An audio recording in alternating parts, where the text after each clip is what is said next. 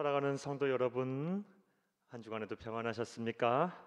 예, 오늘은 제46과 기적을 낳는 감사라는 제목으로 함께 은혜를 나누겠습니다. 여러분 가지고 계신 구역공과 238페이지를 펴시고 함께 읽으면서 은혜를 나누겠습니다.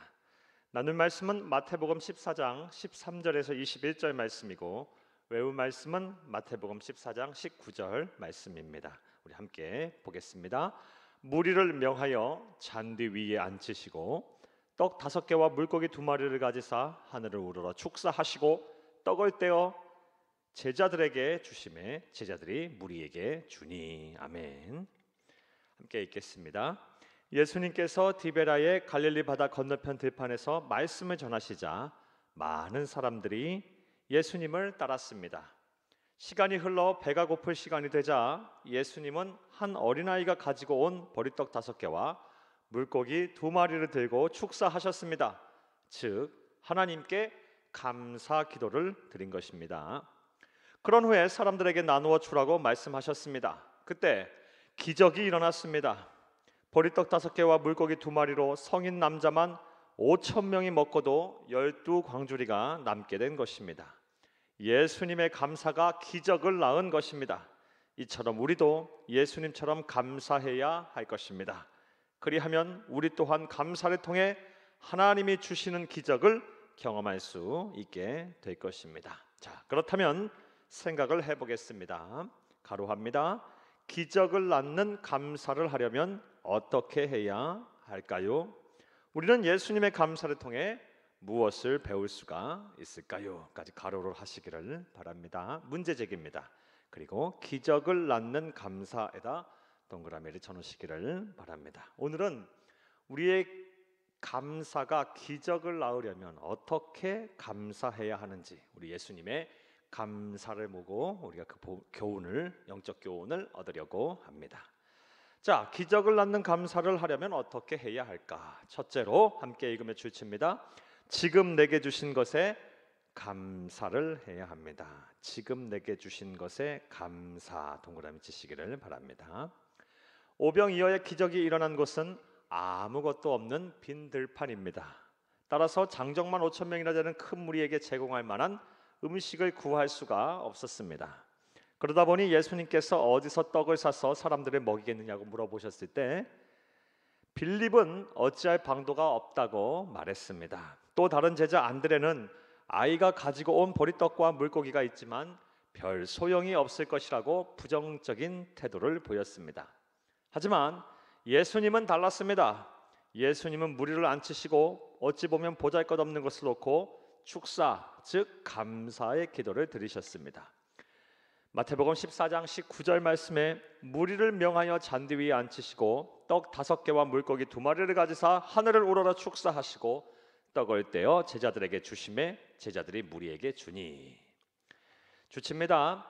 예수님처럼 있는 것에 감사하시기를 바랍니다.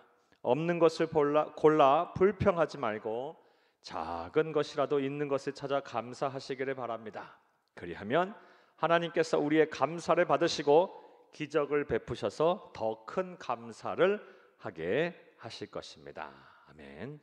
예, 있는 것에, 지금 내가 주어진 것에, 하나님이 주신 것에 감사를 하게 되면 그 위에 하나님께 더 큰 감사를 우리에게 선물하실 것입니다. 하박국서 3장 17절에서 18절 말씀에 비록 무화과 나무가 무성하지 못하며 포도나무에 열매가 없으며 감람나무에 소출이 없으며 밭에 먹을 것이 없으며 우리의 양이 없으며 외양간에 소가 없을지라도 나는 여호와로 말미암아 즐거워하며 나의 구원의 하나님으로 말미암아 기뻐하리로다. 아멘. 하박국 선지자가 고백한 것처럼 내게 주신 작은 것을 찾아 감사하시기를 바랍니다. 그리하면 그것을 통해 하나님이 일하실 것입니다. 기적을 낳는 감사를 보게 하실 것입니다. 자, 또 우리의 감사가 기적을 낳는 감사가 되려면 어떻게 해야 할까요? 둘째로 함께 주치면서 읽습니다. 감사의 최우선 대상은 하나님이심을 잊지 말아야 합니다. 주칩니다. 그리고 동그라미 칩니다. 감사의 최우선 대상은 하나님. 동그라미 쳐놓으세요. 마태복음 14장 19절 말씀에 다시 보게 되면 무리를 명하여 잔디 위에 앉히시고 떡 5개와 물고기 2마리를 가지사 하늘을 우러러 축사하시고 떡을 떼어 제자들에게 주시매 제자들이 무리에게 주니 라고 말씀하셨습니다. 예수님은 하늘을 향해 감사하셨습니다. 즉 예수님은 좋습니다. 가장 우선시해야 할 감사의 대상, 기도의 대상을 분명하게 하신 것입니다. 먼저 감사의 대상을 분명히 하되 그 감사의 대상이 하나님 아버지이심을 먼저 믿으시기를 바랍니다. 이렇게 주칩니다. 우리가 먼저 감사를 드려야 할 대상은 오직 하나님 한 분이십니다. 하나님 한 분에다 동그라미 치시기를 바랍니다. 그 누구, 그 어떤 대상보다도 하나님께 먼저 감사하시기를 바랍니다. 왜냐하면 우리의 모든 도움, 응답, 은혜, 기적은 여호와 하나님께로부터 오기 때문입니다. 우리 하나님은 복의 근원이 되십니다. 따라서 우리는 가장 먼저 감사의 대상을 분명히 하면서 감사해야 합니다. 그리할 때 감사가 기적을 낳게 될 것입니다. 그런데 예수님께서 하늘을 우러러 감사하신 것에서 놓쳐서는 안 되는 중요한 진리가 있습니다. 그것은 바로 주칩니다. 하나님께서 앞으로 이루실 기적에 대해 감사하셨다라는 것입니다. 즉 감사의 조건이 아직 생기지 않았는데 하나님이 행하실 일을 미리 믿음으로 감사하신 것입니다. 주치시기를 바랍니다. 감사는 보통 지금까지 함께 하신 하나님의 은혜에 대해서 감사를 하는 것입니다. 그런데 우리 예수님께서 보여주신 기적을 낳는 감사는 앞으로 행하실 일을 믿음을 가지고 일에 대해서 믿음을 가지고 감사하셨습니다. 따라서 저와 여러분 또한 앞으로 행하실 하나님께서 나에게 행하실 그런 일을 기대하면서 소망하면서 믿음을 가지고 감사하시기를 바랍니다. 그리하면 우리의 기적을 감사를 통해서 하나님께서 기적을 베푸실 것입니다. 자, 읽겠습니다. 그리고 이러한 믿음의 감사가 기적을 낳은 것입니다. 감사가 기적을 낳기를 원한다면 감사의 순서를 바꾸어 보시기를 바랍니다. 주치입니다. 감사의 순서를 바꾸어 보시기를 바랍니다. 감사가 기적을 낳기를 원한다면 감사의 순서를 바꾸어 보시기를 바랍니다. 아까 주치입니다. 아직 내가 원하고 바라는 것이 이루어지지 않았을지라도 하나님께서 행하실 것이라는 확신과 믿음 속에서 하나님께 감사를 드리시기를 바랍니다. 그리하면 우리의 믿음을 보시고 하나님께서 반드시 기적의 역사를 베푸실 것입니다. 셋째로 주치면서 읽습니다. 우리가 가진 것을 나누면서 감사해야 합니다. 나누면서 감사에다 동그라미 치시기를 바랍니다. 예수님이 행하신 기적은 제자들이 떡을 떼어 사람들에게 나누어 주는 순간에 일어났습니다. 즉 감사가 기적을 불러오는 순간은 가진 것을 나누는 때인 것입니다. 주치입니다. 내가 가진 것을 나눌 때 더 큰 복이 되고 또 다른 기적이 되는 것입니다. 한국교회 성도들이 가장 못하고 있는 것이 바로 어쩌면 이 나눔의 감사일 것입니다. 나눔의 감사 동그라미 치시기를 바랍니다. 워낙 경쟁이 치열하고 바쁜 삶을 살다 보니 나 외에 다른 사람을 돌볼 겨를이 없습니다. 내가 받은 것을 나눌 여유가 없습니다. 그러다 보니 기쁨이 없고 아무런 감동이 없는 삶을 사시는 분들이 많습니다. 이제 이러한 삶을 돌이켜 여러분의 것을 나눔으로 삶 속에서 감사의 기적이 일어나기를 바랍니다. 사도행전 20장 35절 말씀에 범사에 여러분에게 모범을 보여준 것 같이 수고하여 약한 사람들을 돕고 또 주 예수께서 친히 말씀하신 바 주는 것이 받는 것보다 복이 있다 하심을 기억하여야 할지니라.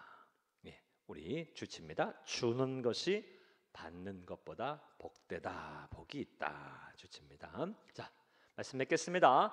사랑하는 여러분, 예전에 신촌 세브란스 병원 심장혈관 병동에서 본 작자 미상의 시 한 편을 여러분에게 소개해 드리겠습니다. 주님, 때때로 병들게 하심을 감사합니다. 인간의 약함을 깨닫게 해주시기 때문입니다. 가끔 고독의 수렁에 내던져 주심도 감사합니다. 그것은 주님과 가까워지는 기회입니다. 일이 계획대로 안 되게 틀어주심도 감사합니다. 그래서 나의 교만이 반성될 수가 있습니다. 아들, 딸이 걱정거리가 되게 하시고 부모와 동기가 짐으로 느껴질 때도 있게 하심을 감사합니다. 그래서 인간된 보람을 깨닫기 때문입니다. 먹고 사는데 힘겹게 하심을 감사합니다. 눈물로써 빵을 먹는 심정을 이해할 수 있기 때문입니다. 불의와 허위가 득세하는 시대에 태어난 것도 감사합니다.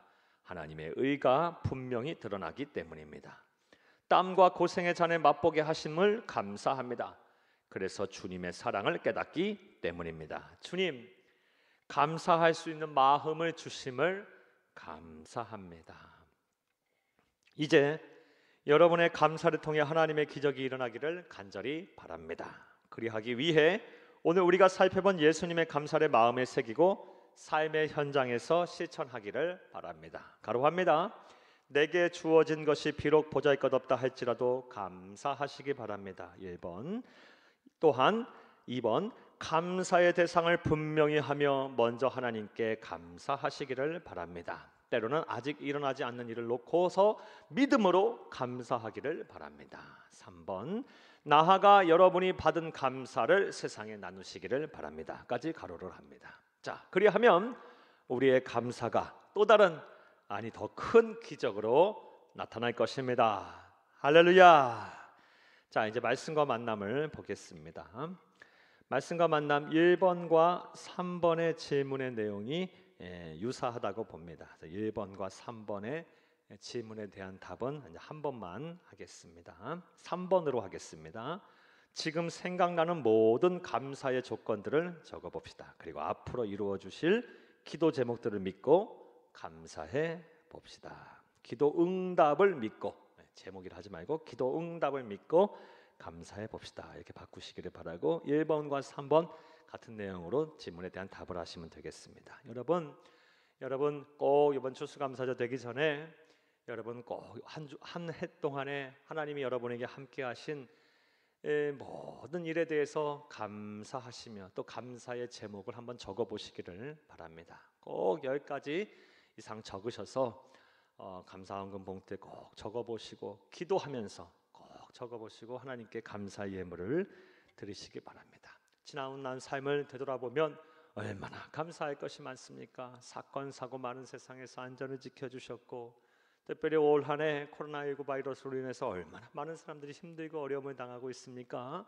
그런 상황 속에서도 하나님께서 우리에게 복을 주셔서 예배할 수 있게 하셨고, 감사와 찬송할 수 있게 하셨고, 일할 수 있게 하셨고, 건강하게 하셔서 얼마나 감사합니까?